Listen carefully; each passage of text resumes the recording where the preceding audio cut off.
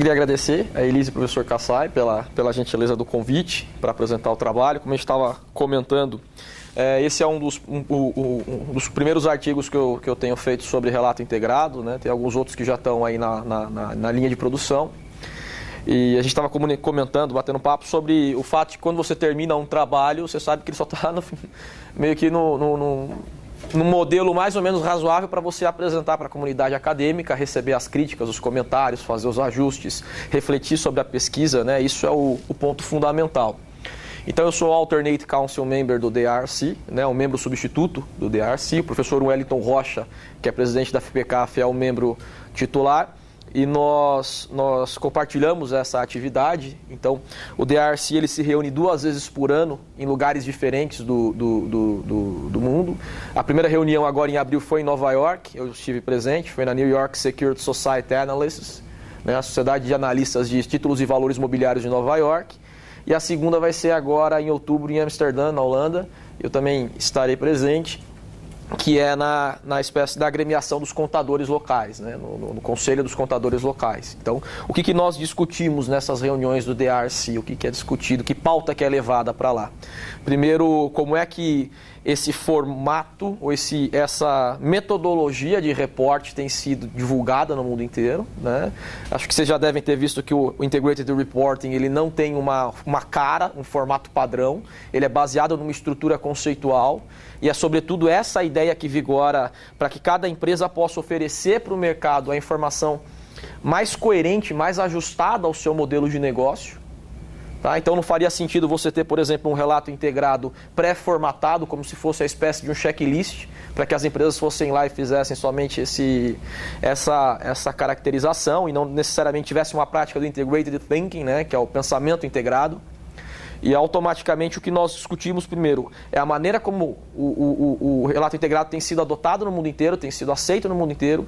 Segundo, as preocupações com relação ao impacto que ele gera para fins de investidores, para fins de analista, para fins de usuários das informações corporativas e como é que isso pode criar um círculo virtuoso entre a informação prestada pelo relato integrado e uma melhor decisão tomada potencialmente pelos agentes de mercado de capitais. Tá?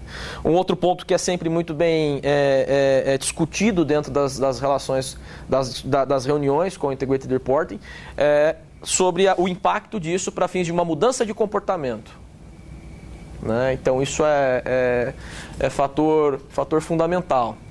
Então, esse primeiro artigo que eu vou bater um papo hoje, ele é um artigo que fala sobre o efeito da adoção do relato integrado na acurácia das projeções dos analistas.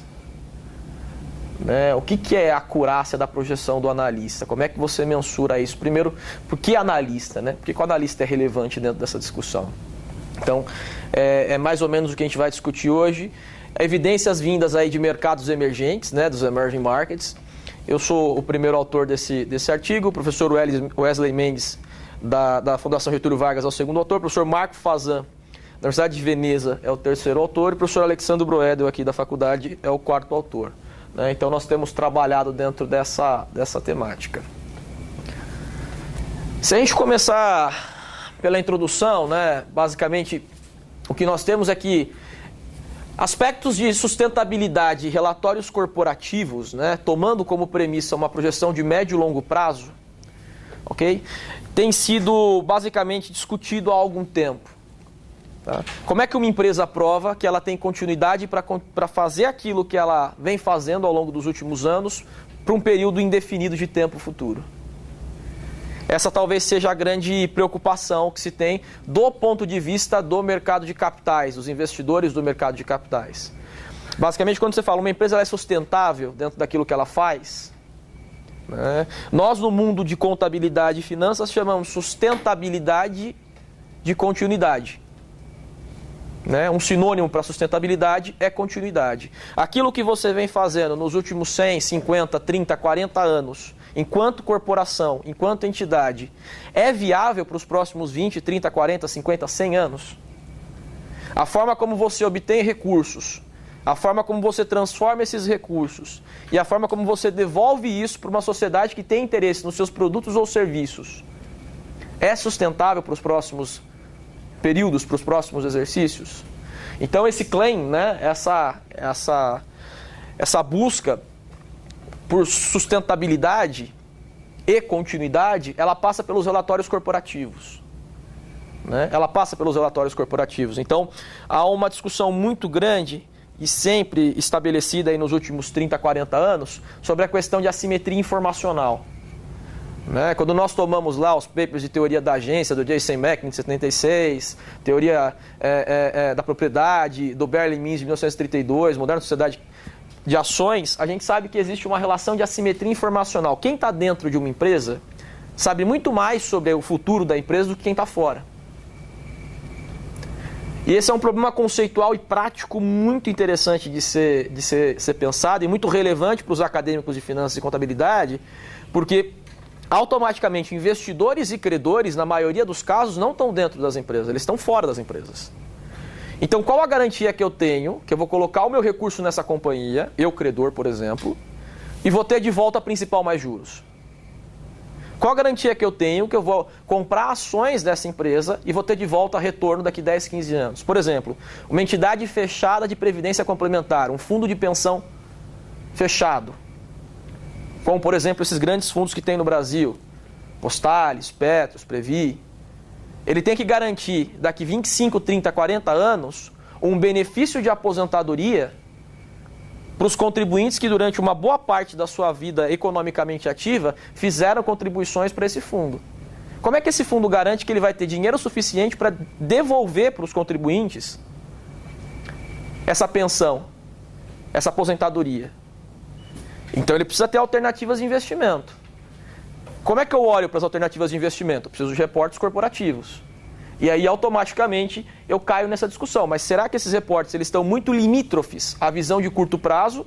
Ou será que eles fazem um exercício mais forte, um exercício maior, de tentar mostrar qual é o futuro esperado pela companhia, pela própria companhia, não pela projeção de usuários externos? Né? Então, essa é uma discussão presente.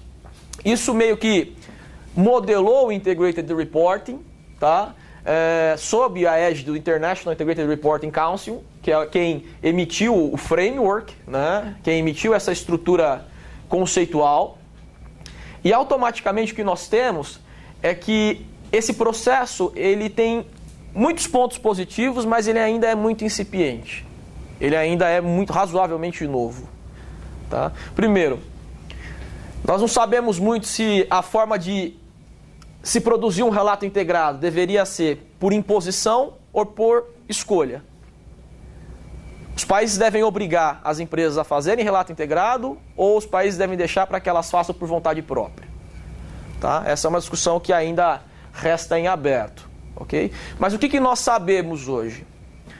Que os financial statements, as demonstrações financeiras, que somente prestam algum tipo de informação sobre o resultado financeiro da companhia, elas têm se mostrado insuficientes em certa medida.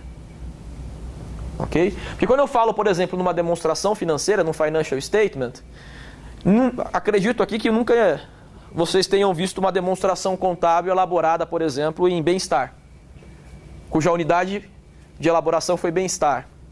Né? As demonstrações financeiras são elaboradas em unidade monetária, correto? Então está lá em dinheiro, metrificado em dinheiro. Muda a moeda, a paridade cambial, muda de dólar para euro, para real, para ien, para yuan. Mas o fator é sempre medido em unidade monetária, sempre metrificado em unidade monetária. Entretanto, uma empresa ela pode operar com mais capitais do que somente unidade monetária. Fato é que, numa instância última, tudo culmina para o capital financeiro. Vamos dar um caso clássico. Uma empresa que tem um problema, por exemplo, de reputação, imagem. Num primeiro momento, o risco reputacional, ele se materializa através da deterioração do valor da empresa, ou da marca da empresa. Posteriormente, vamos imaginar que clientes dessa empresa deixam de contratar com ela produtos e serviços. O que vai acontecer com a receita dessa empresa? Vai cair. Automaticamente você teve um problema de risco moral, né? A imagem da empresa passou por uma deterioração, e isso culminou posteriormente com um declínio das receitas e automaticamente um declínio do capital financeiro. Entretanto, é muito importante para os investidores, para os credores, para todo mundo que está relacionado à cadeia produtiva de uma empresa, são os intervenientes, né, os stakeholders da companhia, que eles avaliem a capacidade dessa empresa de criar valor por outras formas de capitais também. Né? Então isso é o ponto crucial para dentro dessa nossa discussão. Fica à vontade.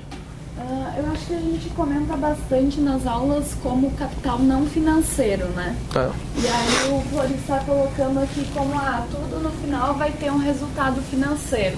O presidente do IRC esteve no Brasil e aí ele começou uma discussão mais no sentido de vamos entender isso como um capital pré-financeiro. A gente ainda não consegue estimar, a gente ainda não consegue dar valor, ou às vezes não tem métrica para isso, mas como o Flores deu o exemplo da marca ou da reputação, isso de alguma forma vai ser representado no caixa da empresa, isso vai gerar um impacto também financeiro, mas no momento ainda não é. Então você tem que gerenciar esses fatores, tem que gerenciar esses capitais, e ainda na perspectiva financeira, mas ele não está refletido assim no momento, né? Mas seria uma questão de tempo e não de ser, né? Acho que essa pontuação deles ela é bem coerente, bem oportuna, porque a gente pode fazer um exercício no seguinte sentido. Pessoa jurídica é uma abstração do pensamento humano, correto? Pessoa jurídica é uma forma que as sociedades organizadas arrumaram para criar empresas e fazer um apartamento do princípio da entidade, separação de bens e direitos de sócios e empresas. Então, pessoa jurídica ela é uma abstração do pensamento humano. Então, vamos fazer um exercício com pessoas físicas, que eu acho que fica mais claro. Né? Vocês estão aqui hoje, por volta do 3º, 4º ano do curso de graduação, potencialmente pela idade é a primeira graduação. E ainda que involuntariamente, não claramente definido, o que os impele a vir fazer uma graduação num processo de formação de ensino superior, muito potencialmente é a relação de que anos de estudo, aumenta a renda, aumenta o salário. Então, intuitivamente, vocês devem ter essa percepção de que quanto mais se estuda, em nível superior, inclusive, você tem aí uma propensão à renda maior. Você espera ter salário maior. Então vamos imaginar que eu pudesse metrificar capital intelectual por anos de estudo. Que fosse uma métrica válida. Fosse uma proxy que conseguisse capacitar e compreender isso. Então a cada ano de estudo avançado, o indivíduo ele ganha lá um delta, um fator de agregação de capital intelectual. Ok? Posteriormente, o que eu espero? Que quem tiver um maior delta tenha também um maior salário. E esse salário pode ser aí uma proxy de capital financeiro. Então percebam que nesse momento, onde muitos potencialmente ainda não estão trabalhando pela fase de graduação e de formação, o que vocês estão fazendo é uma angariação de capital intelectual para uma posterior conversão disso em capital financeiro. Esse é um exercício em que, quando a gente fala em pré-financeiro, né, o que é esse non-financial, né, result? Né? Esse pré-financeiro é o tempo que eu gasto para desenvolver alguma coisa e manter meu capital financeiro. Por um outro lado, há capitais que não são convertidos financeiramente, mas que eles são essenciais para a manutenção do capital financeiro. Por exemplo, a relação com o meio ambiente. Né? Uma empresa que ela não devolve para o meio ambiente aquilo que ela retira do meio ambiente, ela depende disso. Vou dar um caso clássico. Imagina uma empresa de papel e celulose. Okay? Uma empresa de papel e celulose. Ela não tem, por exemplo, um processo de reutilização do solo, de readequação do solo após o corte dos pinos e dos eucaliptos para a formação de pasta de celulose. Daqui a um próximo ciclo, 2 ou 3, o solo onde ela planta pinos e eucalipto não vai ter mais condição de ser utilizado. E essa empresa entra numa condição de não sustentabilidade. Logo, ela não vai ter produto para vender, automaticamente não tem como oferir receita. Né? Então, no final das contas, essa é uma discussão que ela passa sempre por esse tipo de análise. Né? Ela passa sempre por esse tipo de análise. Então, é um ponto fundamental. Por que dentro desse artigo em específico, né, eu estou tentando associar a ideia de analistas e o Integrated Reporting? Primeiro porque nós temos aí um propósito de que as características do relato integrado, elas podem alinhar as noções de maximização de ganho com o bem-estar da sociedade e ambiental, porque ela captura a ideia de um pensamento integrado. Ok? De um pensamento integrado. O relato integrado é mais do que uma forma de reporte, ele quer reportar práticas de comportamento. Esse é o ponto central dessa discussão.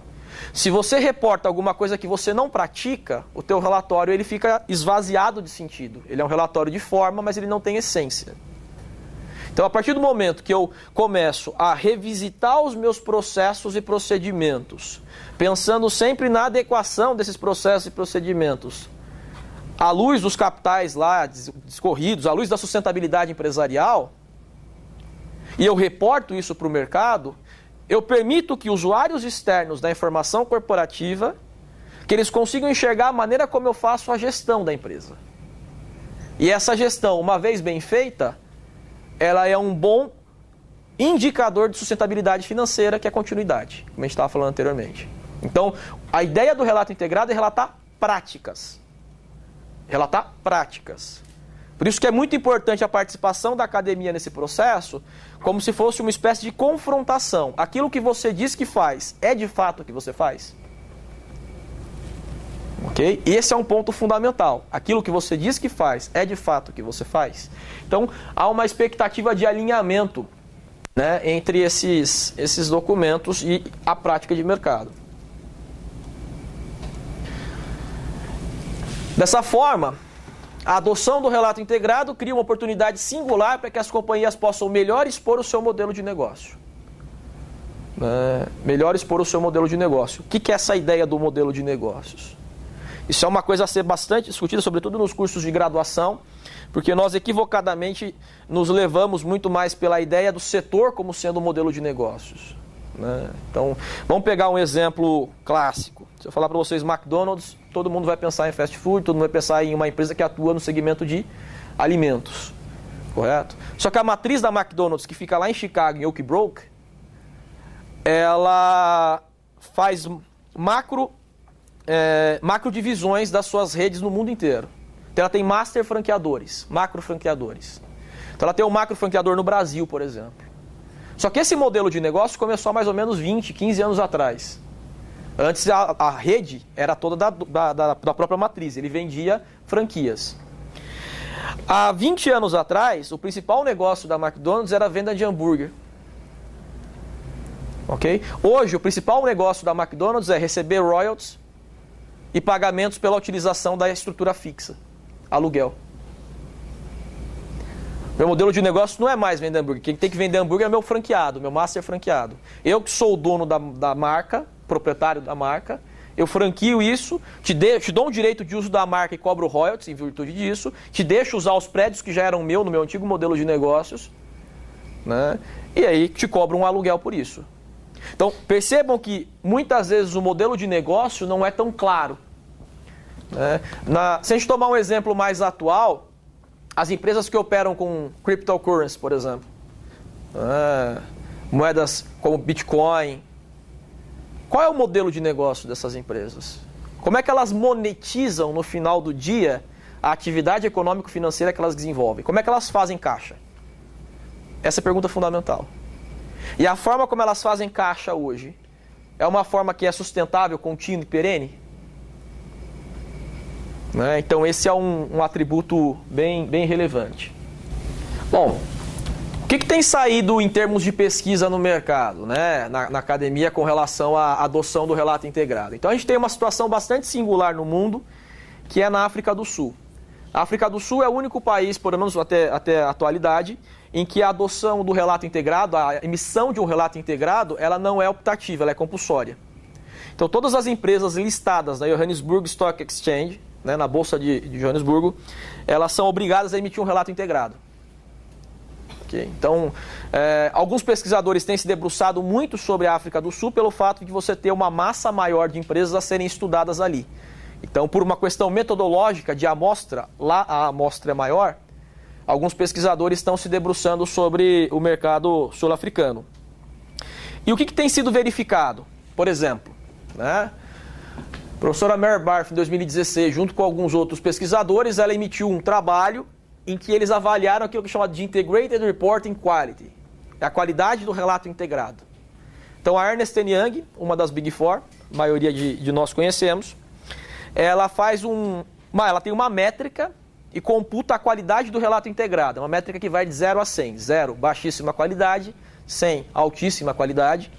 E o que a professora Mary Barth fez, junto com os outros pesquisadores, foi categorizar as empresas por essa métrica e fazer modelos de regressão para verificar se empresas com notas mais altas, com qualidade mais alta potencialmente, teriam melhores resultados, tanto em termos de liquidez, valor da firma e custo do capital.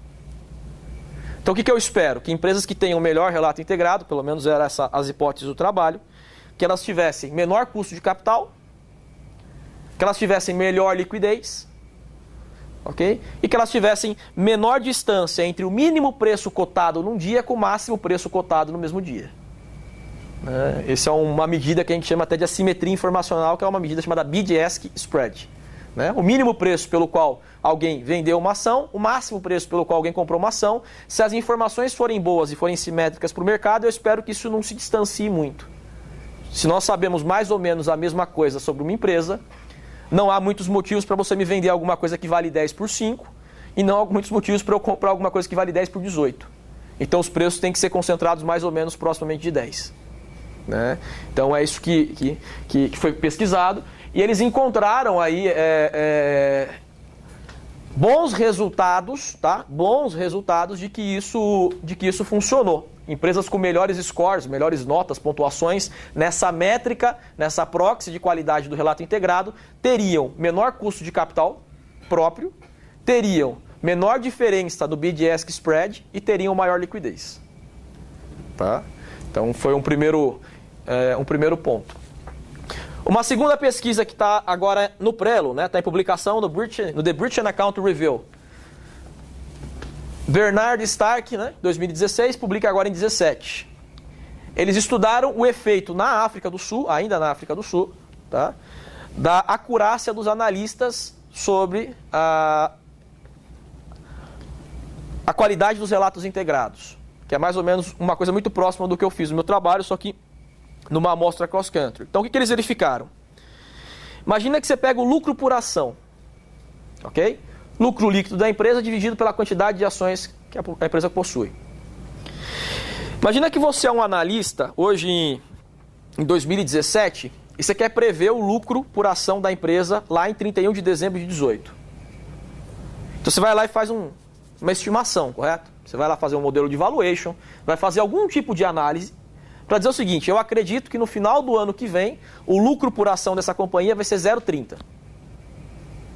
Ok? Bom, como é que eu sei se a minha conta estava certa ou estava errada?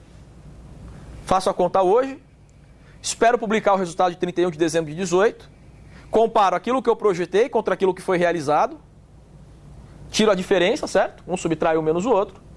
Se a diferença estiver muito próxima de zero, quer dizer que eu acertei bem. Se a diferença estiver muito longe de zero, quer dizer que eu chutei muito mal. Ok? Que eu chutei muito mal. Tudo bem a ideia? Agora imagina que eu tenho duas empresas. Uma com um bom conjunto informacional, relatórios corporativos bons, ok? Bem explicados e com informações relevantes e materiais. E uma segunda empresa numa situação contrária. Relatórios corporativos não tão bons, numa situação de reporte, de explicação não tão interessante. Vamos pensar que o analista é racional, que ele sabe pegar aquela informação e transformar em análise. O que vocês esperam? Que a precisão seja maior no primeiro caso ou no segundo caso? No primeiro caso, correto? Eu espero que ele acerte mais quando a informação é melhor. Então, o que Bernard Stark fizeram foi, olha, quanto que o analista acertava antes do relato integrado? Quanto que o analista passou a acertar após o relato integrado? É isso que eles fizeram. Uma relação antes, uma relação depois. E o que eles encontraram? Depois da adoção, da compulsão ao relato integrado na África do Sul, os analistas passaram a acertar mais. Ok? Passaram a acertar mais. É óbvio que para um tipo de estudo como esse, você tem que ter uma série de variáveis de controle. Para você não chamar o efeito de uma coisa sobre outra. Para você não confundir o efeito de uma coisa sobre outra. Pode ser que eles tenham acertado mais, porque simplesmente foi casuístico. Ou pode ser que eles tenham acertado mais, porque o mercado inteiro acertou mais, e fora do mundo também. Fora da África do Sul também. Né? Daquele mundo específico. Então, você tem que ter uma série de variáveis de controle. Mas o que eles enxergaram? Eles enxergaram que após a adoção do relato integrado, os analistas passaram a ser mais precisos no forecast deles, na projeção deles. Okay? E é a partir daí que surge a ideia do meu trabalho. O que basicamente eu fiz? Eu repliquei essa proposta geral, entretanto, com duas distinções básicas. Eu usei todas as empresas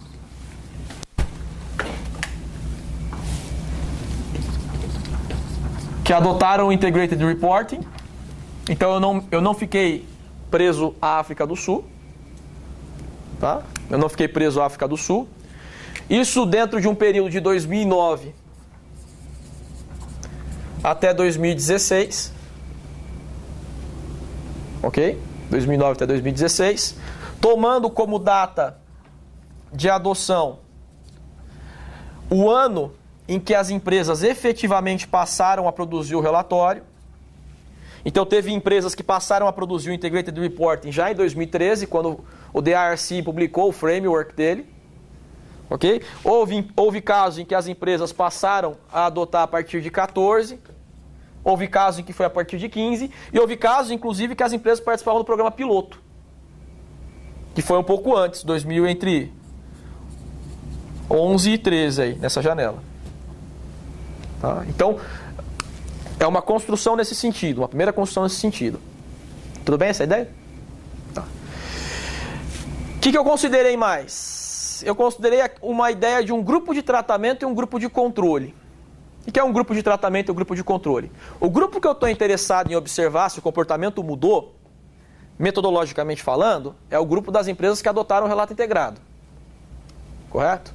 Mas para eu ter maior robustez dos resultados que eu estou alcançando e para que eu possa ter uma maior liberdade e segurança daquilo que eu vou escrever em termos de reporte desses resultados, em termos de análise desses resultados, eu montei um segundo grupo.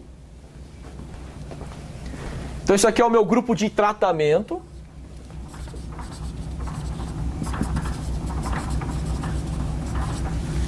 Eu montei um segundo grupo que é um grupo de controle. Ok? Que são empresas que operam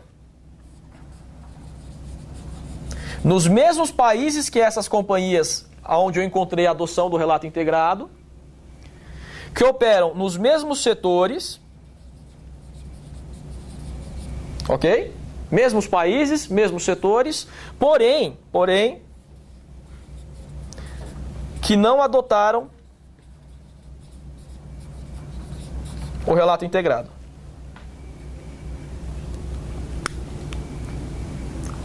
Então eu tenho empresas que adotaram no grupo de tratamento, considerando a data da adoção específica, e empresas que não adotaram.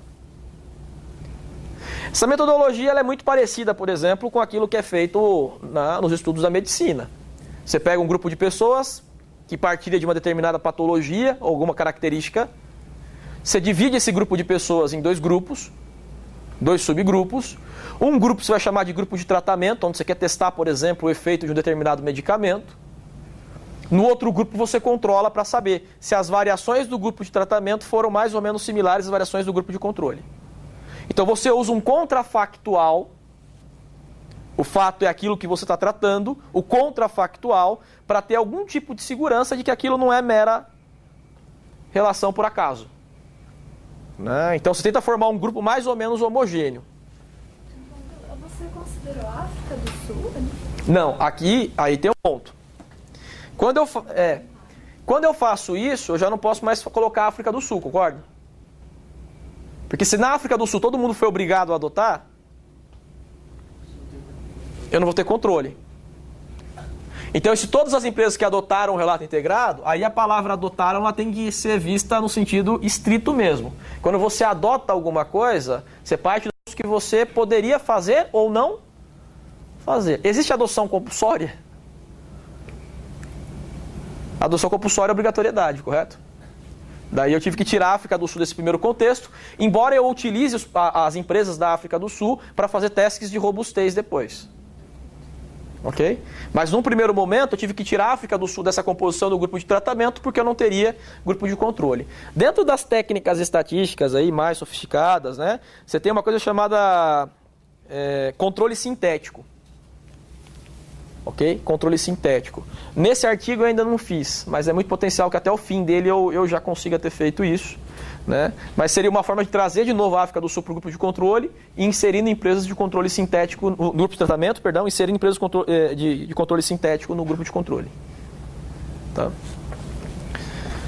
Tudo bem a ideia? A composição metodológica é relativamente simples, né? A ideia de se dividir entre dois grupos, um que fez, outro que não fez, durante um período de tempo, né? O que eu quero avaliar no final do dia?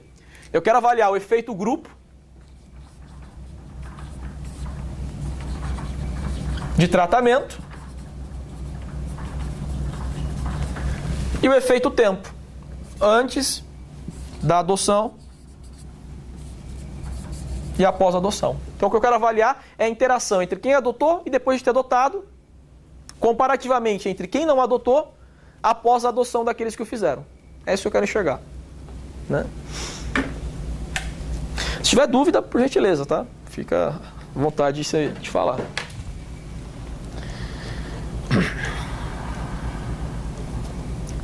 Então, começar um pouquinho da revisão de literatura, né? Por que é importante você olhar para os analistas quando você está tentando discutir que algum tipo de informação é relevante? Tá? Por que é importante você olhar para os analistas? Primeiro ponto é o papel que os analistas exercem, ok, no mercado de capitais. O que faz um analista? Né? Pode ser um analista sell-side, pode ser um analista buy-side, ok? Pode ser um analista que vai olhar para aquele papel e vai dizer o seguinte, ó, eu acho que é hora de você comprar, eu acho que é hora de você vender. Então, no final do dia, os analistas eles dão recomendações de compra, venda ou manutenção de determinada ação, determinado título. É isso que eles fazem. Para eles fazerem essas recomendações, eles precisam de informações, eles precisam analisar as informações. Então eles vão olhar para as demonstrações contábeis das empresas, vão olhar para os relatórios corporativos das empresas, para um press release, para um relatório da administração, para um balanço social e para um relato integrado, correto? E vão dizer o seguinte, olha, com base no que eu estou vendo aqui, comparativamente aquilo que eu projeto em termos de resultado futuro para essa companhia,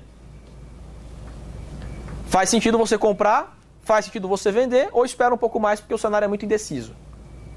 Então os analistas eles exercem um papel muito importante no mercado de capitais, sobretudo em mercados desenvolvidos, né? Mercados mais amplificados, vamos dizer assim, com uma maior quantidade de empresas listadas na bolsa, com uma maior quantidade de negociações por dia, liquidez, né? Com uma maior transação de valores, porque esses analistas eles têm essa responsabilidade por dar recomendações. Ok? Por dar recomendações. Então, o fato de capturar os analistas, né, é em função disso. Há uma série de pesquisas que vem demonstrando que uma variável-chave para melhor predição por parte dos analistas é a qualidade da divulgação. Se a divulgação corporativa ela tem melhor qualidade, ela passa uma mensagem melhor. Ok? Ela passa uma mensagem melhor. Então, aqui a gente está discutindo basicamente teorias da comunicação, né? Se uma comunicação ela é eficiente, ela produz no receptor daquela mensagem, ok? Aquilo que era esperado que ela fosse fazer. Aquilo que era esperado que ela fosse produzir. Então, emissor emite uma mensagem, o receptor captura aquela mensagem. Se essa mensagem foi emitida em boa qualidade, o receptor vai agir tal qual a intenção do emissor. Então, ele vai pelo menos compreender o significado, o significante daquela discussão. Então, tem uma série de pesquisas mostrando isso, né?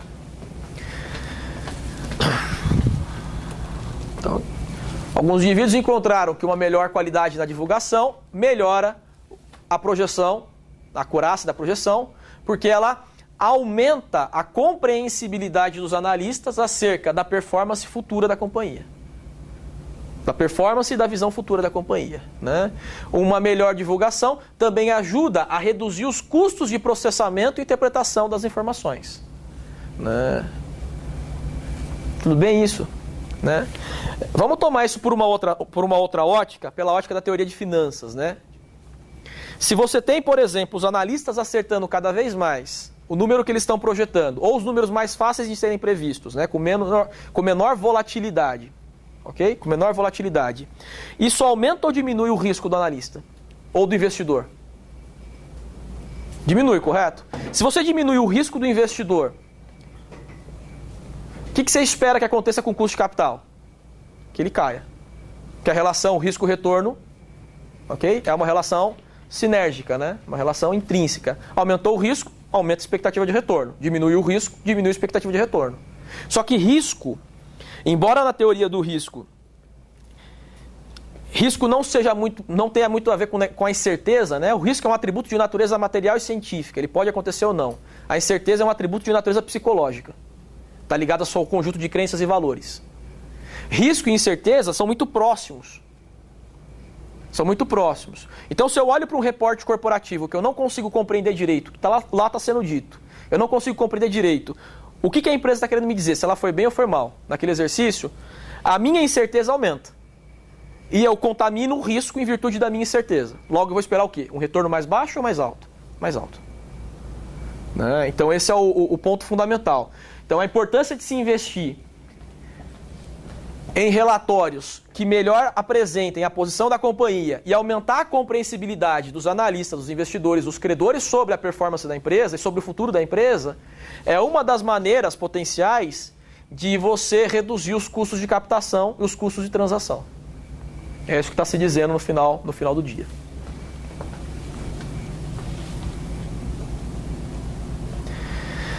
O que tem também dentro dessa literatura sobre analistas, né? Que as informações não financeiras, ou seja, aquelas informações que não estão nos financial statements, não estão nas demonstrações contábeis, nas demonstrações financeiras, elas exercem um papel importante aí na atividade dos analistas, né? Então, por exemplo, imagina que eu tenho uma empresa mineradora, ok? Uma empresa mineradora, que está envolvida em algum caso aí de corrupção, alguma situação específica. Ou uma empresa qualquer, ok? Envolvida em um caso de corrupção. E ainda não se tem transitado e julgado das ações, das discussões judiciais, não se tem, por exemplo, uma condenação. Então, essa empresa hoje ela não é obrigada a pagar nada, ela está simplesmente se defendendo dentro do processo, do devido processo, né? Do direito, ok? Tem lá o direito de defesa. O que vocês esperam? Que os analistas fiquem com o pé um pouco mais atrás ou fiquem mais confortáveis com uma situação como essa? Naturalmente vai criar uma percepção mais cautelosa, ok? Mais cautelosa. Só que essa informação hoje ela não é uma provisão, porque eu ainda não tenho a obrigatoriedade, correto? O processo nem terminou ainda. Ela não é uma obrigação de se pagar nada, é simplesmente uma investigação. Mas mesmo assim isso vai afetar o comportamento dos analistas. Espera-se que afete. Por quê? Porque você tem ali um risco potencial. Por isso que as informações não financeiras, elas afetam aqui as percepções. E quando a gente começou a bater um papo ainda há pouco, a gente dizia que o grande mérito do relato integrado é trazer para a divulgação outros capitais que não só o financeiro. Então é aqui que as coisas começam a se conectar. Se eu tenho uma ferramenta de divulgação que é pensada em 6 capitais, um deles é financeiro, o outro 5 podem ser pré-financeiros, vamos dizer assim, ou não financeiros, e eu sei que os analistas, por sua vez, são impactados por informações não financeiras para tomada de decisão, para sugestão de tomadas de decisões, para indicação de tomadas de decisões, automaticamente as coisas tendem a ter uma zona de convergência, né? Ou pelo menos de tangência e intersecção. Por um lado, um conjunto informacional que pensa em informações não financeiras, por um outro lado, um analista que utiliza informações não financeiras. Eu espero que essas coisas elas tenham proximidade. Então é aí que o referencial teórico ele começa a ganhar algum tipo de coesão, vamos dizer assim. Segundo ponto do referencial teórico, falar um pouco sobre o processo do relato integrado, né? Qual é a grande vantagem do relato integrado vis-à-vis outras formas de se publicar as coisas que as empresas fazem? Vou pensar o seguinte, imagina uma empresa grande de capital aberto hoje. Okay? Quais são as informações costumeiras que essas empresas produzem? Demonstração financeira padronizada, DFP. Informações trimestrais, ok? No âmbito da contabilidade das informações financeiras. Perfeito. O que mais que essa empresa produz? Formulário de referência. Formulário de referência. O que mais que ela produz? Um relatório de administração. Ok? O que mais que ela produz? Um press release. Ok? Um condensado, vamos dizer assim, dos principais números que evoluíram de um período para o outro, das principais ações estratégicas que evoluíram de um período para o outro. O que mais que essa empresa pode produzir? Ela pode produzir, por exemplo, um balanço social, um relatório de sustentabilidade. Olha quanta coisa que essa empresa produz. Então as informações estão todas lá dispersas. Bom, se o relato integrado for só mais uma forma de se produzir, mais um conjunto informacional, vai dar problema. Por que vai dar problema? Porque eu já tenho muita informação, ok? Dispersa sobre as coisas que a empresa acha relevante. Quem quer fazer uma análise mais detalhada, vai na demonstração financeira. Quem quer ter um quadro geral da empresa, pode ir no press release, pode ir no relatório da administração. Né? Então você tem aí informações para todos os gostos. Qual é o ponto crucial disso tudo? Muitas vezes essas informações elas são conflitantes entre si. Então eu vou lá no relatório de sustentabilidade, digo que a minha empresa é ótima, perfeita, vou lá no balanço, olho para a provisão trabalhista e descubro que eu tenho um baita contencioso porque os meus funcionários saem da companhia e processam a empresa. Eu vou lá no relatório de sustentabilidade, vejo que a empresa diz que cuida do solo, de todo, não joga dejetos no lençol freático, que ela tem um processo de cuidado do meio ambiente e descubro que essa empresa tem multas dos agentes reguladores ambientais. Então por que tem um descasamento muitas vezes? Porque as informações não estão sendo postas no mesmo lugar. São silos. E é como se esses silos muitas vezes não fossem vasocomunicantes. É como se essas informações que são produzidas em lugares dispersos, se elas não tivessem associação. E muitas vezes não tem mesmo. Porque uma área que produz um tipo de informação não necessariamente é a mesma que produz uma outra informação. Um outro relatório. E essa falta de coesão comunicacional, ela pode gerar vetores de percepções equivocadas e mutuamente excludentes entre os investidores, entre os credores, entre os stakeholders que operam como empresa. Então, o que é o relato integrado no final do dia? É uma organização metodológica de você concisamente comunicar como as organizações elas gerem estratégia, governança, performance. Então põe tudo isso dentro de um mesmo relatório. Mas ao colocar tudo isso dentro de um mesmo relatório, você precisa conciliar as informações. Você precisa dar sentido para aquilo, você precisa dar coesão para aquilo. Caso contrário, como é que você vai dizer que os seus funcionários te amam e te processam?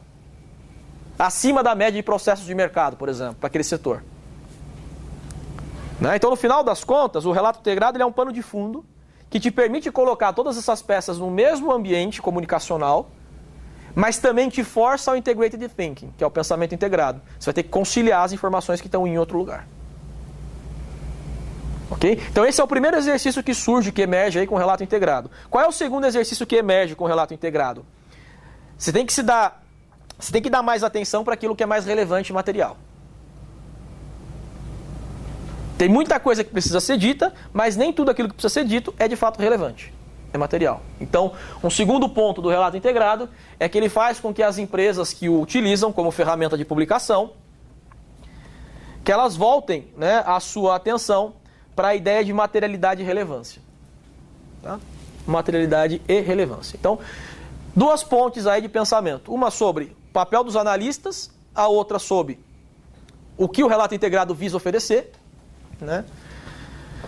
E agora começam a surgir aí algumas associações de hipótese para serem testadas dentro do trabalho. Então a primeira hipótese que foi testada no trabalho é que existe uma melhoria na acurácia dos analistas, na projeção dos analistas, após o início de publicação do relato integrado, considerando o grupo de tratamento, as empresas que de fato fizeram. Então o que eu estou dizendo aqui?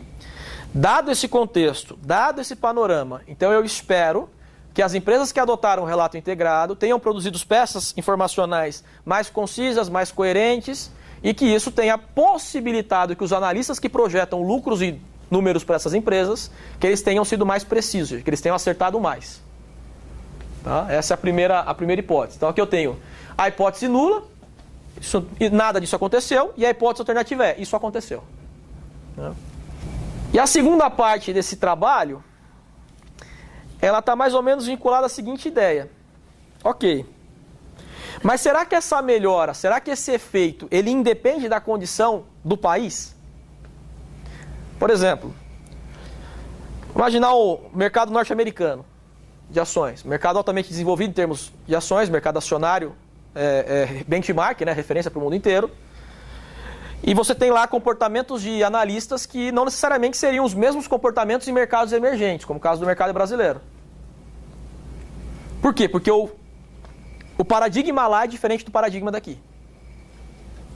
Né? Isso não é um juízo de valor, isso não é uma constatação que lá é melhor ou pior, não é isso. Estou dizendo, olha, se eu mudar o ambiente das empresas, se eu mudar o ambiente em que as empresas operam, será que eu esperaria os mesmos efeitos de associação entre melhoria na projeção do analista em virtude da publicação do relato integrado? Né? Então, o recorte que foi feito aqui foi o seguinte: em economias emergentes, como é que isso se dá? Né? Como é que, por exemplo, é esperado que em economias emergentes tenha se dado um impacto ou não tenha se dado nenhum impacto? Por que eu trouxe economias emergentes especificamente para dentro desse trabalho? Né?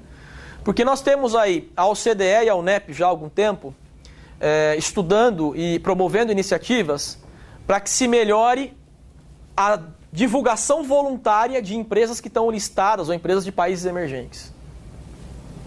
Poxa, mas a OCDE, a UNEP, né, a UNCTAD, que é um órgão da ONU, por que esses indivíduos estão interessados em que empresas listadas em países emergentes ou que operam em países emergentes, que elas melhorem o volume informacional dela, a qualidade das divulgações dela? Por que isso?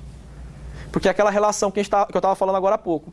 Se a empresa ela melhora a qualidade da divulgação e reduz os vieses de assimetria informacional, ela tem maior potencialidade, probabilidade de captar recursos externos ou captar recursos de investidores. E aí, uma vez que você internaliza esse recurso, ele passa a ser seu investidor a uma taxa mais barata, ou passa a ser o seu credor com uma taxa de juros mais barata, e você aplica esse dinheiro na operação das empresas, e as empresas produzem bens e serviços, o ganho na economia real é fato. Então o ponto é, por que países emergentes têm sido objeto de projetos de organizações não governamentais para fins de melhoria da divulgação? Porque uma vez que você melhora a divulgação, você consegue fazer com que essas empresas se tornem mais atrativas para a captação de recursos. E ao captar recursos mais baratos e modalidades mais atrativas, elas têm melhores oportunidades para aplicar isso nas suas operações e produzirem resultados mais contínuos, perenes, garantindo trabalho, garantindo emprego, garantindo tudo aquilo que é esperado que se faça, né, dentro do tripé econômico. Okay? Empresas, economia, empresas, governo e sociedade.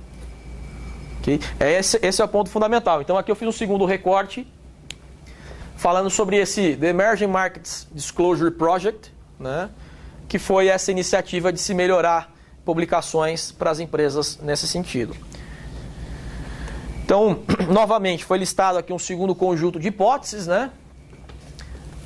Há uma melhoria na acurácia dos analistas após a adoção do relato integrado, considerando economias emergentes, ou não há. Então, a primeira hipótese ela é geral, a segunda hipótese ela é específica, focada em economias emergentes.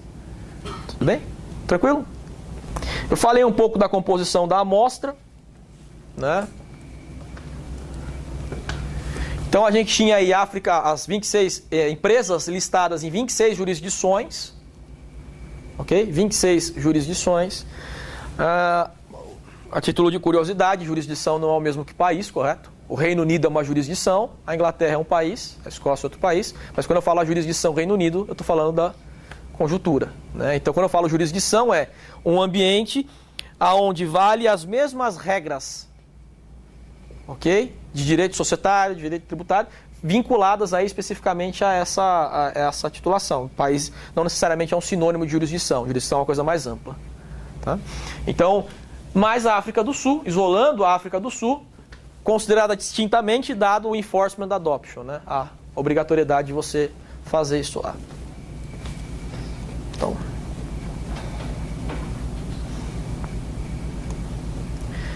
especificações do meu modelo, né? Esse modelo aqui, não vou queimar muito tempo com ele, mas o que é esse modelo econométrico? É um modelo de regressão, dados em painel. O que você quer fazer aqui, né? De um lado, você tem como variável dependente a acurácia dos analistas, o quanto os analistas acertam. Do outro lado, eu tenho uma variável dummy. Ela é 1 para as empresas que adotaram o relato integrado, ela é 0 caso contrário. Então, ela é 1 para o grupo de tratamento, ela é 0 para o grupo de controle. Do outro lado, eu tenho uma dummy de tempo.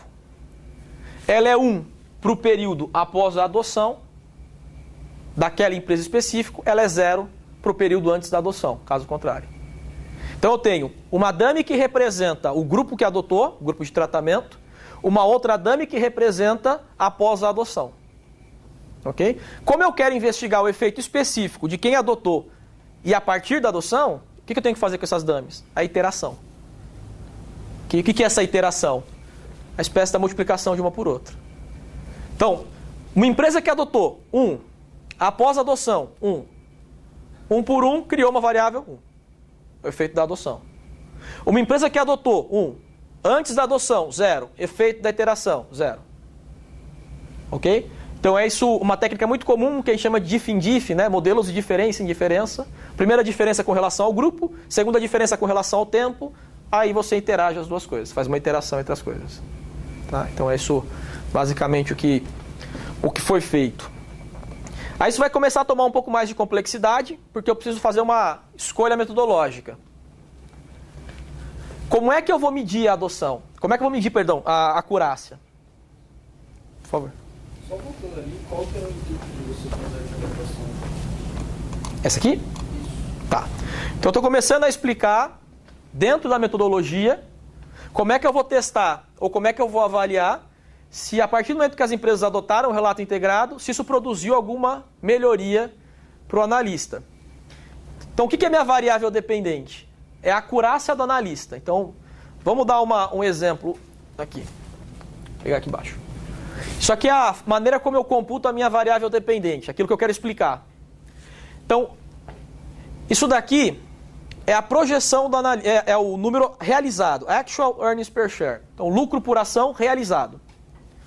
Menos a mediana do que os analistas achavam que seria o lucro daquela empresa. Então vamos pegar um caso específico. Imagina uma empresa Y qualquer, que os analistas acham que no final de 31 de dezembro de 2018, ela vai ter uma mediana, né? Todos os analistas pegam todos lá e tiram a mediana, de lucro por ação de 0,20.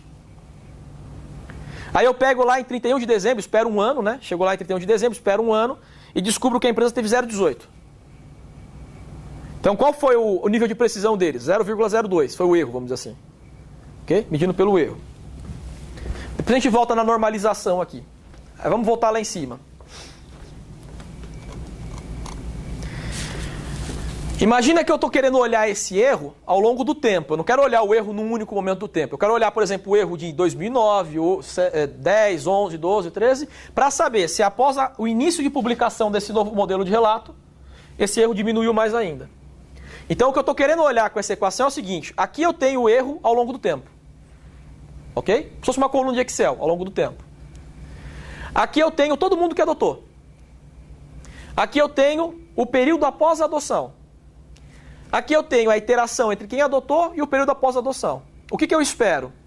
Se tudo aquilo que eu falei lá em cima, no referencial teórico, entre relato integrado e relevância do analista, se aquilo tiver sentido mesmo, eu espero que as empresas que adotaram após a adoção tenham promovido para o analista uma informação melhor e ele tenha errado menos ou mais? Menos. Então eu espero que esse negócio seja negativo e estatisticamente significante. Ok? Então o motivo de eu colocar essa equação qual é? Explicar em linhas gerais a lógica geral do meu resultado, do meu raciocínio. O erro medido ao longo do tempo, como uma medida de acurácia, e o efeito que eu espero encontrar após a publicação do relatório. Ok? Então eu calculei duas métricas aí de erro.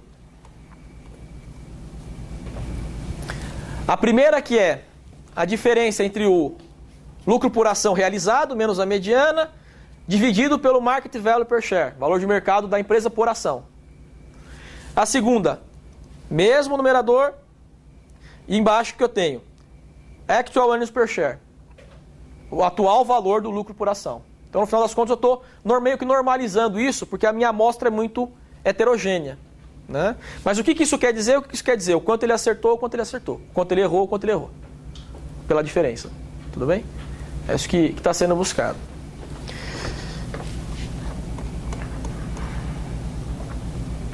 O que vai começar a acontecer aqui? Bom, mas eu não posso só me fiar naquela primeira equação, porque a primeira equação é muito simples, correto? Vamos imaginar que a partir de um determinado ano, os analistas passaram a acertar mais para um determinado setor. Isso tem nada a ver com o relatório, com o relato integrado. Isso tem a ver com o fato dos analistas passarem a entender melhor aquele setor. Vamos imaginar, por exemplo, que os analistas eles acertam mais para empresas maiores. Bom, se a empresa é muito grande, ela é muito relevante para o mercado. Então o analista potencialmente poderia gastar mais tempo analisando aquela empresa, produzindo relatórios mais robustos, e quando ele desse uma recomendação, ou ele emitisse o lucro por ação esperado, ele fez um trabalho melhor, gastou mais tempo. Então, eu não poderia simplesmente rodar aquela primeira equação, aquela primeira regressão do meu modelo, porque ela não tinha aquilo que nós chamamos de variáveis de controle. Controlar o quê? Controlar as disparidades da minha amostra. Tamanho, setor, alavancagem financeira, quantidade de analistas que olham para aquela empresa. Então tem uma série de fatores. O tempo, por exemplo. Se eu começo a fazer uma coisa hoje e tenho que fazer ela por mais 2, 3, 4 anos, é esperado que no segundo ano eu a faça com menos índice de erro, concordam? É a curva de evolução. Né? É a curva de evolução. Quando vocês entraram aqui na faculdade, no primeiro ano, vocês não tinham muita noção de como é que o comportamento de um estudante universitário era esperado, estudar para a prova, todas essas coisas. Então, lógico, naturalmente, há muito mais índices de reprovação nos primeiros anos, porque o aluno está se ambientando. A mesma coisa com o analista. Imagina que o analista lá no primeiro ano ele projetou um número. Errou. Entendeu qual foi o erro. Incorporou esse aprendizado no próximo ano. O que você espera no segundo ano? Que ele erre mais ou menos? Menos. Então, há controles de tamanho, de características operacionais, de características estruturais, controles do tempo, porque o próprio tempo é um fator importante aí, né? Porque senão eu corro qual o risco? Corro o risco de dar um falso positivo ou um falso negativo. Estou dizendo que alguma coisa tem relação ou não tem relação, quando na verdade o meu modelo está errado. Okay? Isso é fundamental dentro do raciocínio metodológico. Isso é fundamental. Porque por mais que eu não consiga controlar tudo, eu tenho que fazer um esforço muito grande para tentar controlar o máximo de coisas possíveis que eu sei que tem algum tipo de influência na relação que eu estou buscando observar, que eu estou buscando estudar, para não dar um falso positivo ou um falso negativo. Dizer que alguma coisa é verdadeira quando não é, dizer que alguma coisa é falsa quando não é. Ok? Isso é fundamental, é isso que caracteriza um pouco dessa nossa abordagem mais científica. Então, o que são esses operadores somatórios? Né? Como é que eu leio esse operador somatório? Ele está dizendo o seguinte, ó, que eu tenho variáveis de controle, caésimas variáveis de controle, é o modelo geral, depois eu vou para o específico, né? Que afetam os indivíduos ao longo do tempo. Então, se eu abrir esse somatório aqui, esse operador somatório, o que eu vou ter aqui? K variáveis ao longo de N períodos, ok? K variáveis ao longo de N períodos que controlam características das empresas. Do tipo, tamanho, por exemplo. Como é que eu posso medir o tamanho de uma empresa, mensurar o tamanho de uma empresa? Um dado contábil. Market value, um caminho. Eu não posso colocar ele aqui porque eu já tenho ele em outros lugares. Mas eu poderia pegar, por exemplo, o total do ativo, concordam? Total do ativo. Total do ativo é uma variável estática ou dinâmica? Dinâmica, ela muda ao longo do tempo, correto? Não é uma constante, né? Acho que não pode ser, senão ele seria uma constante, não seria uma variável. Ele muda, não muda?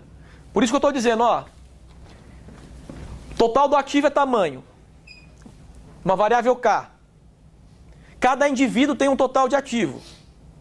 Cada indivíduo, I específico aí, né? Iésimo indivíduo, tem um tamanho de ativo. Só que o ativo não é o mesmo ao longo do tempo, ele muda, não muda? Então ele está indexado ao T. Então ele está indexado ao K, que é a variável específica, ele está indexado ao I, que é o indivíduo específico, a empresa específica componente da minha amostra, e está indexado ao T, que é o tempo que aquela empresa está presente na amostra. Ok? Então é a generalização do modelo. Tudo bem isso? Tranquilo? O que é o F? Indexado somente ao I. Veja que o F não está indexado ao T, ele está somente ao I. E ele também não está indexado ao K. Por exemplo, setor. Ok? Setor. Uma empresa que opera num setor, ela está listada naquele setor em toda a amostra. Por isso que ele está indexado somente ao I, somente ao indivíduo específico daquela observação. Então, uma empresa que opera no setor de real estate, uma empresa que opera no setor de retail, varejo e corporação imobiliária, ela continua sendo uma empresa de varejo e corporação imobiliária ao longo do tempo. Então, isso é um efeito fixo que eu preciso controlar. O efeito fixo é como se fosse uma constante, né? Isso aqui já é variável, isso aqui é uma constante. O que é o T? É o tempo. Será que o simples fato do tempo passar não faz com que as pessoas acertem mais? Essa eu quero isolar também. Ok? Então esse conjunto de variáveis de controle está aqui sucinto, né? Para eu não ter que abrir mais um monte de coisa aqui embaixo, porque depois eu abro lá na hora dos resultados. Ok? Então vamos dar uma olhada em como é que isso ficou. Aqui é a composição da minha amostra, tá?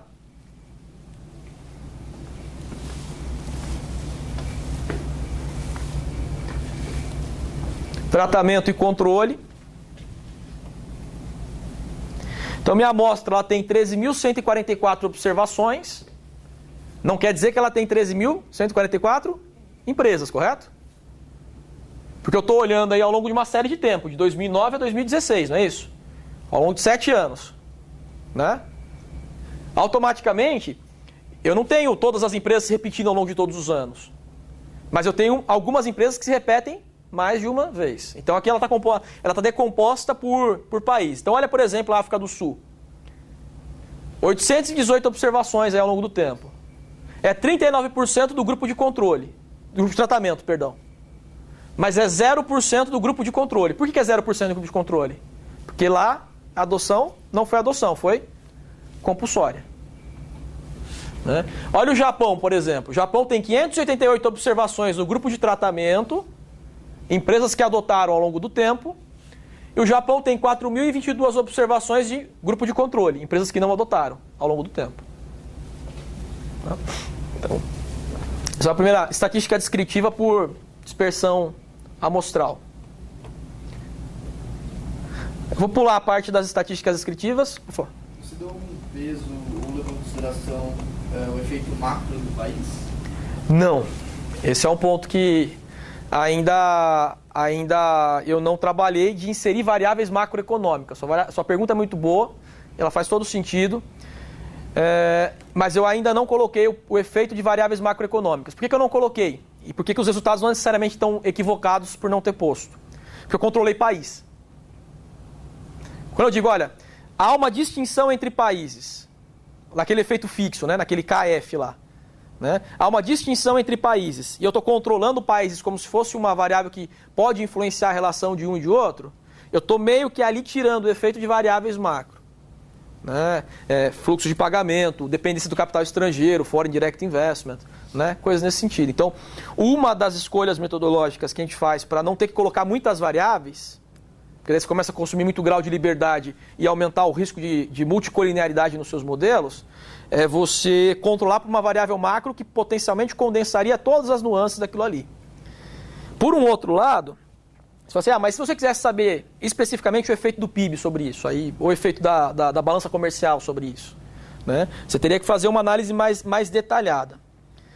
Qual é o grande problema de se trabalhar com microdado, com dado de empresa e dado de demonstração financeira? Você tem empresas, às vezes, jurisdicionadas, domiciliadas juridicamente num país, mas que elas estão muito mais expostas, por exemplo, à economia de fora do que de dentro. Por exemplo, a Embraer. Onde é que a Embraer produz os aviões dela? Na Ásia. Onde é que ela vende os aviões dela? Na América do Norte. O que ela faz aqui em São José dos Campos? né, planta de desenvolvimento. Então, esse é o desafio. Você sempre está numa celeuma, sempre está num trade-off entre coloco uma variável macroeconômica que potencialmente roubo ali a significância das outras, ou tento controlar por país e por setor e faço alguns testes de robustez para saber se isso funcionou. Mas sua pergunta é muito boa, porque ela é o dilema de quem está escolhendo as variáveis que vai pôr no modelo. Ok? Aqui é aquele modelo da equação 4, agora com a regressão. Ok? Então, o que é a primeira coluna? A primeira coluna é aquele modelo mais simples, aquele modelo da equação 1, onde eu tenho a adoção, a pós-adoção e a interação entre as coisas. Né? O que eu estou enxergando? Qual é a principal linha que eu quero encontrar aqui, que eu quero enxergar aqui? Essa daqui, ó.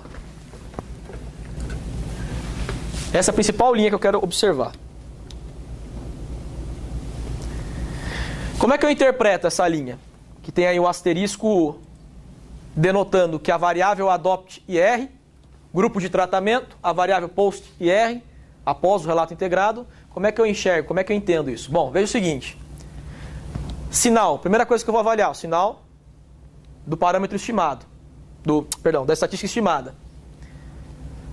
Negativo, em todos os casos.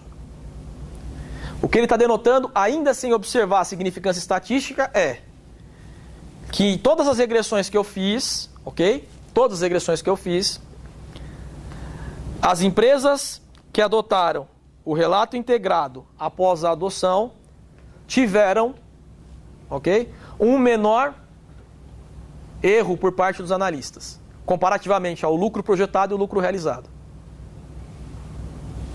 Essa é a significância econômica, vamos dizer assim. Ok? É o que aconteceu. O que isso não me permite dizer?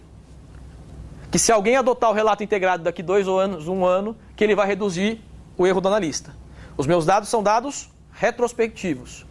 Se alguém pode olhar para isso e tomar uma decisão de fazer, buscando esse comportamento, buscando esse resultado? Pode.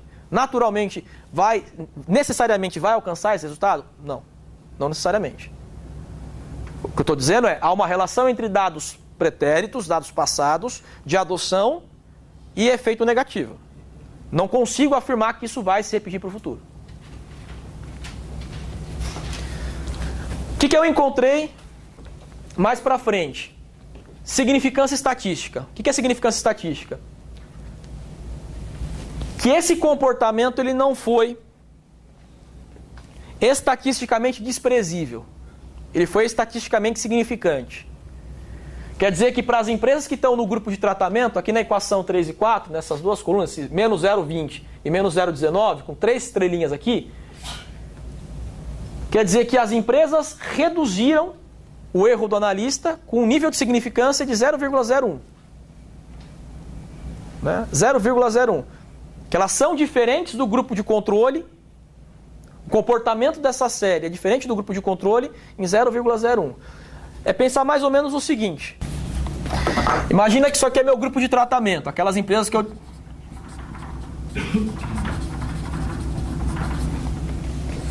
Imagina que você tem uma distribuição daquela variável ACC, que é a acurácia do analista para o grupo de tratamento. E aqui você tem uma média, que é a média do ACC. Ok? Aí você vai lá e tem um grupo de controle, que são as empresas que não adotaram.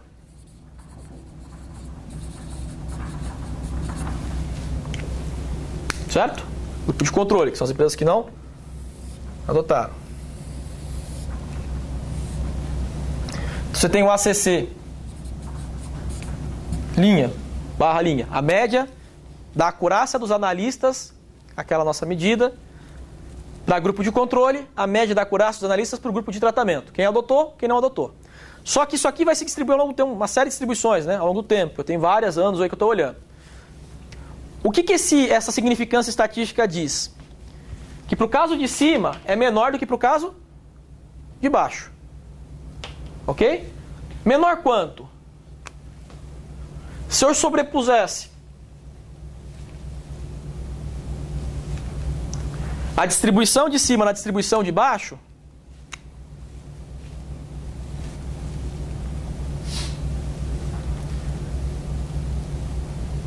A média da distribuição de baixo ia cair numa cauda inferior da média da distribuição de cima, do grupo de tratamento, ia cair numa cauda inferior da distribuição de baixo. O que eu estou dizendo é que a média dela está aqui, ó. É diferente com uma distinção de 1%. Para o período após a adoção. Para o período após a adoção. A emissão do relato integrado. É isso que ele está dizendo para mim. É assim que eu leio isso. Né? Eles são diferentes? São. Em qual nível de significância? 0,01. Ou seja, 1%. Ok? 1%. Tá? É como se eu tivesse duas caixas, tirasse uma bola de uma caixa, tirasse uma bola da caixa, e cada hora, essa aqui vem uma bola azul, essa aqui vem uma bola vermelha. Pode ser que venha as duas cores ao mesmo tempo. Ok?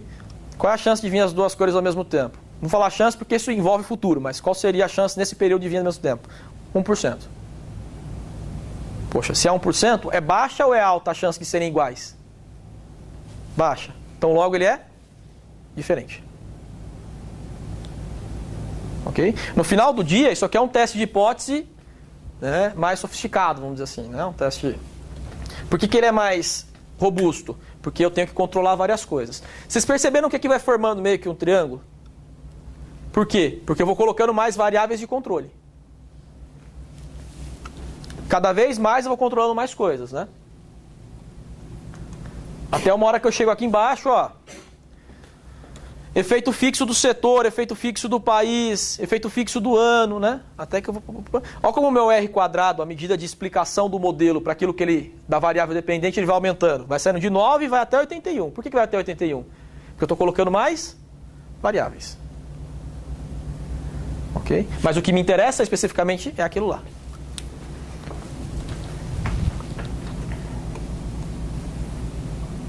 Somente os BRIC, né? Por que eu não coloquei a África do Sul? De novo, pelo mesmo motivo, né? Então, eu não coloquei a África do Sul. O que o BRIC representa aqui? O que eu estou querendo fazer com o BRIC? Testar a economia emergente. Avaliar se o comportamento da economia emergente é o mesmo, é similar ao que seria com a amostra geral, ou se ele tem peculiaridades, né? Então, o que tem que acontecer? Bom, o número de observações tem que cair, correto? Porque aqui o recorte é só empresas que estão no Brasil, Rússia, Índia e China. Proxy de China foi Hong Kong, né? China ocidental. De novo, o comportamento da minha iteração. Ó. Negativo, negativo, negativo, negativo.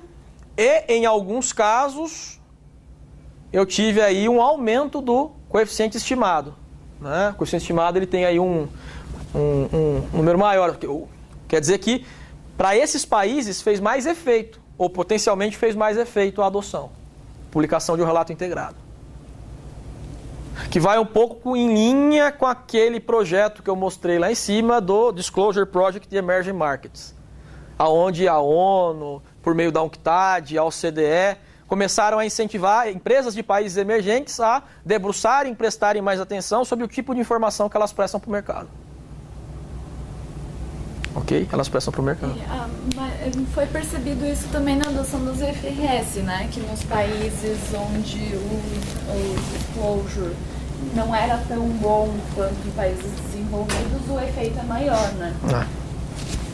Você viu que teve insignificância isso, e que o erro diminuiu, mas você tem um estudo conjunto, se eles erravam na maior parte para mais e para menos? Não. Ou somente erravam? Somente erravam. Esse é um working paper, né? Ele vai surgindo aí, você vai construindo. Ele está indo para os primeiros fóruns agora. Suas duas perguntas foram muito boas. Ela é muito interessante. É o seguinte, ó. Se eu fizer uma estatística descritiva antes e depois, para saber qual que era a tendência de erro antes, qual que era a tendência de erro depois, né? Eu tinha posto alguns gráficos antes, eu tirei porque essa já é a versão enxuta para um congresso do artigo. Onde eu olhava, por exemplo, a linha de erro para o grupo de tratamento e a linha de erro para o grupo de controle, uma tendência, né? Num gráfico X e Y. O que eu via? Que eles erravam mais ou menos parecido. Empresa que adotou, empresa que não adotou, erravam mais ou menos parecido. As linhas quase se sobrepunham. Depois da adoção, meio que a tendência inverte. Quem adotou passa a errar menos, quem não adotou continua errando do mesmo jeito que era. Então uma cai e a outra permanece. Tá? Poderia refinar um pouco mais isso para ter de fato as distinções entre grupo de controle e grupo de tratamento antes e depois da adoção. Né? É que quando você começa a ter limitação de páginas dentro da submissão para congresso, essas coisas, você tem meio que fazer um dilema de Sofia, né? O que fica, o que sai do trabalho. Ok? Mas o ponto fundamental é sempre ter essa análise. O que eu coloquei de uma certa maneira para tentar atenuar um pouco isso é a própria variável dependente defasada. O que é a variável dependente defasada? A gente estava discutindo falando o seguinte, ó. Se eu errar muito hoje, tiver que fazer a mesma coisa que eu errei muito hoje amanhã, o que é esperado? Que eu erre do mesmo jeito ou erre menos? Vou lá e erre menos, correto? Porque então, vocês conseguem entender que existe uma correlação entre os erros de hoje e os erros de amanhã? Ok? Se alguém vem acertando consecutivamente, ele já meio que está encontrando uma forma de fazer aquilo com um nível de eficiência maior e atender mais rapidamente aquilo que ele busca. Então o que eu fiz? Eu peguei a variável, veja que é lag e não é log. Peguei a variável ACC1, que é a acurácia, e a ACC2, né? São duas variáveis, uma de medida e a outra de robustez. Defasei ela, ou seja, peguei o erro de ontem e coloquei na regressão para explicar o erro de hoje. E ele dá positivo e estatisticamente significante, quer dizer que o erro tem associação. Então isso meio que tira um pouco do efeito dessa coisa de dizer o seguinte, ó, ele estava errando muito, acertando muito no passado. Né? Então eu estou tirando um pouco desse efeito. Tem um número de analistas também. Olha que interessante que é, aqui, depois tem toda uma explicação, posso disponibilizar esse artigo se vocês quiserem colocar no mudo, tá? O número de analistas, ele é negativamente associado e estatisticamente significante com o erro de hoje, com a acurácia. Faz um pouco de sentido, né? Porque se você tem muitas pessoas debruçadas sobre a demonstração de uma empresa, sobre os relatórios de uma empresa, e eles estão ali analisando aquilo e produzindo as suas opiniões, o que você espera? Que erre mais ou erre menos comparativamente a uma empresa que quase ninguém olha? Que erre menos, correto? Né? Porque você meio que forma aquilo que é chamado de consenso dos analistas. Né? Consenso dos analistas. Então, de uma maneira geral, o que esses dois resultados permitem responder? Bom, há uma melhoria na acurácia dos analistas após a adoção para quem adotou. Ok? De maneira geral, houve também uma melhoria nos analistas para quem adotou após a adoção em economias emergentes, só que com um coeficiente estimado, um beta estimado, um parâmetro, uma estatística ali, maior do que para o caso geral. Né? Do que para o caso geral. Então isso são algumas pistas importantes para, primeiro, acho que estamos mais ou menos num caminho coerente. Né? O relatório tem produzido coisas muito mais interessantes do que o caso contrário. E reforça um pouco a percepção das companhias que ainda não se convenceram de que é importante fazer, de que deveriam pelo menos começar a olhar com mais cuidado e com mais carinho, dado que redução do erro do analista traz benefícios materiais de natureza econômica, né? Ou potencialmente trará, como custo de capital, como liquidez e uma série de outros fatores. Tudo bem? Então é isso, pessoal. Agradeço pela gentileza de vocês e pelo tempo. Okay? Muito obrigado.